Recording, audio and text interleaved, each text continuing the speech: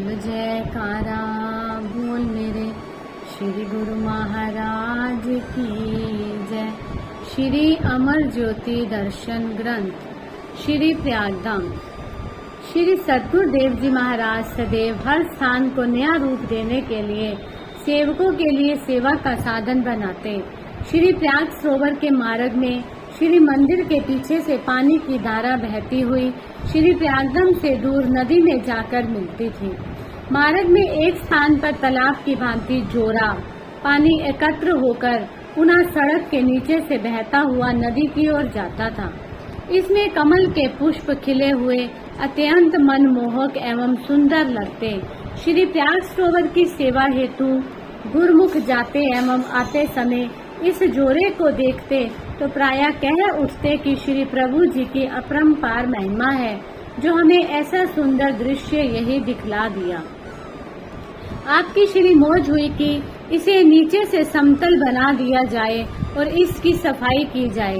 इसके लिए इसके पानी के बहाव का रुख दूसरी ओर करवाकर इसे खाली करवा दिया। आप स्वयं उसके तट पर विराजमान हुए और गुरुमुखों को इसकी सफाई की सेवा का सौभाग्य प्रदान किया। गुरुमुखों ने अपने कपड़ों को बचाते हुए धीरे धीरे उबड़ खाबड़ पत्थरों में से कीचड़ निकालना आरंभ किया। 15-20 गुरुमुख लाइन बनाकर एक दूसरे को कीचड़ से भरी तगारी पकड़ाते और उसे बाहर एक ओर डाल देते। आपने देखा कि ये कार्य मध्य से शुरू हुआ है और इसे एक किनारे से शुरू करवाना चाहिए। गुरुमुख कपड़ों को कीचड़ से बचाने के लिए धीरे धीरे सेवा कार्य कर रहे थे। महापुरुषों के हर कार्य में सेवक की भलाई होती है। श्री वचन हुए इस समय अपने कपड़ों की तरफ ध्यान न देते हुए सेवा करें। मन व सुरती को सेवा में लीन करोगे तो ही ये सफाई पूर्ण होगी। ये जोरा की सफाई नहीं हो रही अपितु मन की सफाई के लिए ये सेवा का एक साधन बना है। आप इसी प्रकार इसके बीच में से होते हुए एक किनारे पर पहुंच जाओ। महाप्रभु जी स्वयं भी उस किनारे पर पहुंच गए। गुरुमुख पत्थरों के बीच में कीचड़ होने से कभी कभी फिसल जाते और एक दूसरे का आश्रय लेकर उठ जाते। ऐसे ही फिसलते उठते वे सब उस किनारे पर पहुंच गए। आप सब ने देखकर मुस्कुरा रहे थे। श्री मौज में आकर आपने फरमाया, जिस प्रकार आप इस कीचड़ में पांव रखते ही बार बार फिसल रहे हैं और एक दूसरे के सहारे से पुनः उठकर खड़े हो जाते हैं, इस प्रकार भक्ति मार्ग में भी फिसलन होती है। बार बार मन मायावी दलदल में फंसकर फिसल जाता है। गुरुमुख जन अपने सतगुरु का आश्रय पाकर ऊपर उठ जाते हैं और अपने लक्ष्य को पा लेते हैं। कितना गूढ़ रहस्य भरा होता है महापुरुषों के प्रत्येक वचन में। जिस प्रकार ये सेवा पूर्ण हुई, सब गुरुमुखों को बाहर बुलाया। कार में विराजमान होकर गुरुमुखों को कहा कि हमारे साथ साथ चलो। गुरुमुख कीचड़ से भरे हुए पांव से कार के साथ दौड़ते और फिर थोड़ा धीमा हो जाते। श्री प्रभु जी भी कार को कभी धीरे करवा देते और कभी तेजी से चलवाते। उस समय सड़क कंकरों से भरी हुई थी, किंतु किसी को ना तो कोई कंकर चुभा और ना ही कोई पीड़ा महसूस हुई। सबको ऐसे लग रहा था जैसे नीचे पुष्प बिछे हों। मंद मंद मुस्कान से सबको निहारते हुए श्री गुरु महाराज जी एक बगीचे में जा पहुँचे। एक वृक्ष के नीचे यहाँ खुला स्थान था। वहाँ गुरुमुखों ने स्वयं ही सफाई की। श्री वचन हुए गुरुमुख यहाँ भी जाते हैं, वहीं पर शीघ्र ही सेवा में जुट जाते हैं, क्योंकि उनके मन में यही लगन होती है कि हम श्री गुरु महाराज जी की प्रसन्नता को पाएं और अपना भक्ति का साधन जुटाते रहें। इन्हें इस सेवा में थकावट नहीं होती, ना ही मन सेवा करते हुए उबता है। यही तो आत्मा की प्रसन्नता और वास्तविक खुराक है। ऐसे ही सेवा के अवसरों को पाकर गुरुमुख अपना भाग्य मनाए और महापुरुषों की प्रसन्नता पाएं। आपने वहाँ पर ही लंगर से नाश्ता मंगवा लिया। निज कर कमलों से सबको भोजन प्रसाद के रूप में दिया। सबने मत्था टेका और पंक्ति में बैठ गए। साथ में लस्सी और मक्खन मंगवाकर आपने फरमाया कि हमारे समीप वही आए जिसे हम लस्सी पिलाएं। उसकी अंजलि से एक बूंद भी गिरने न पाए। उस समय का दृश्य देखकर गुरुमुख मन ही मन ऐसे प्रसन्न हो रहे थे जिसके आगे कुबेर का खजाना प्राप्त हो जाने वाली खुशी भी तुच्छ थी। अभी एक दो गुरुमुख उठकर श्री चरणों के समीप पहुँचे ही थे कि दो वानर उनसे भी पहले आकर आपके समीप बैठ गए। आपने फरमाया, आ गए प्रेमी, चलो पहले आपकी ही इच्छा पूर्ण कर दें। उन्होंने अपनी हथेलियों की ऐसी अंजलि बनाई और मुंह से लगाई कि जिसे देखकर गुरुमुख जन भी हैरान हो गए। आपने स्वयं उनको लस्सी पिलाई और बीच बीच में माखन भी डालते गए। उन्होंने एक बूंद भी नीचे ना गिराई और सहर्ष माखन भी खाते गए। अंत में उन्होंने थोड़ा सा माखन मुंह पर लगाया और वह मत्था टेक कर झूमते हुए आनंद मनाते हुए कूदकर वृक्ष की शाखा पर बैठ गए। उस समय महात्मा आत्म सुखानंद जी ने खड़े होकर विनय की कि प्रभु, ये त्रेता युग की आपकी सेना है या द्वापर युग में ग्वालों के संग रहने वाले वानर?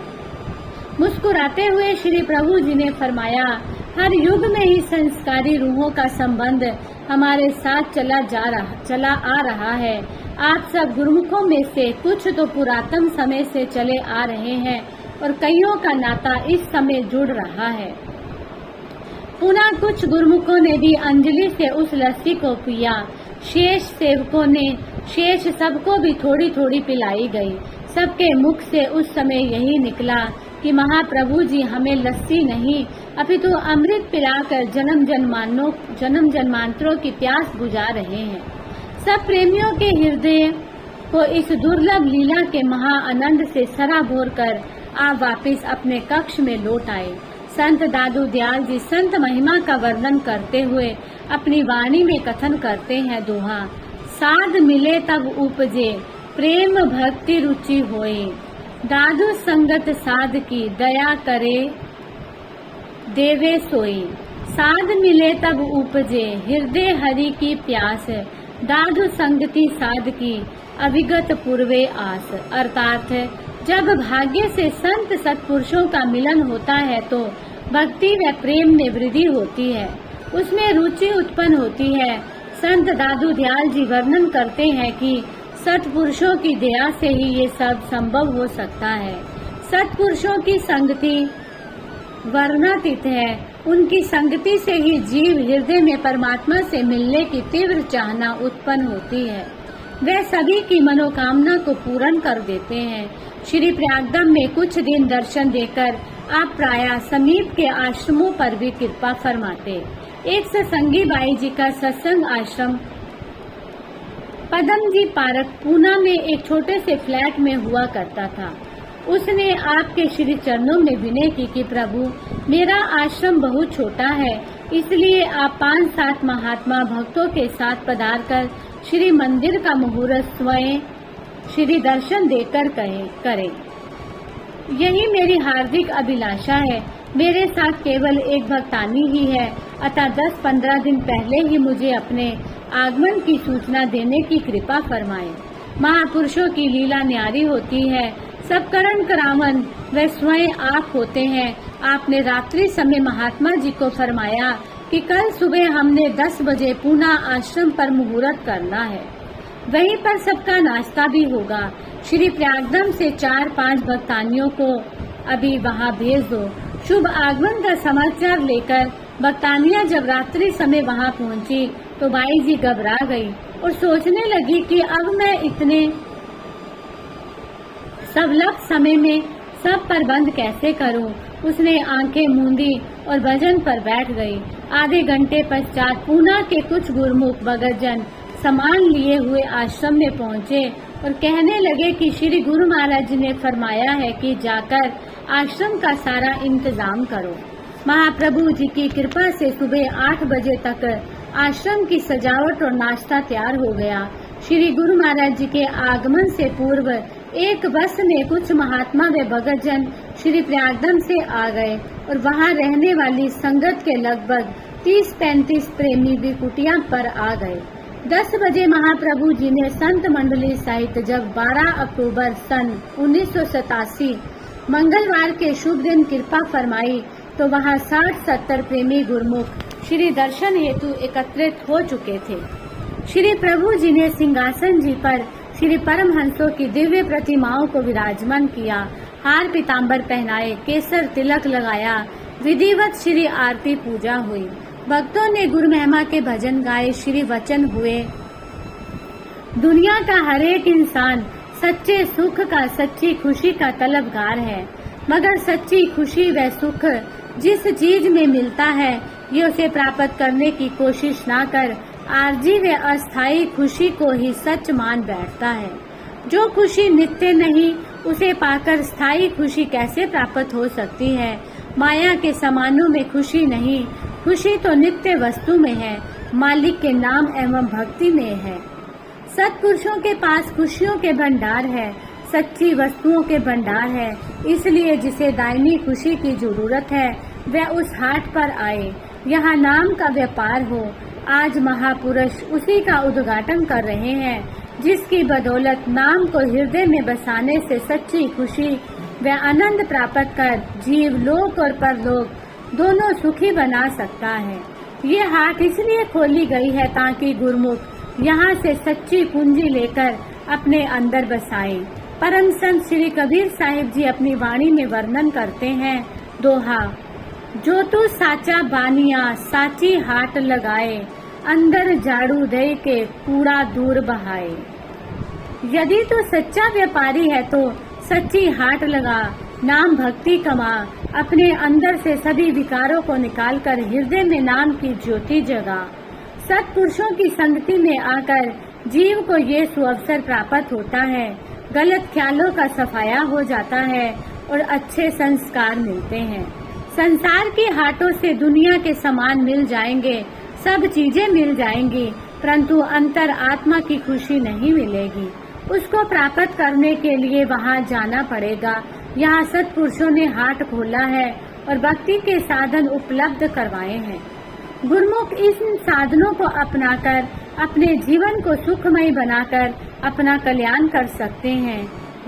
सब ये करिश्मा देखकर हैरान थे कि स्थान इतना छोटे होने पर भी इतने लोग उसमें कैसे समा गए।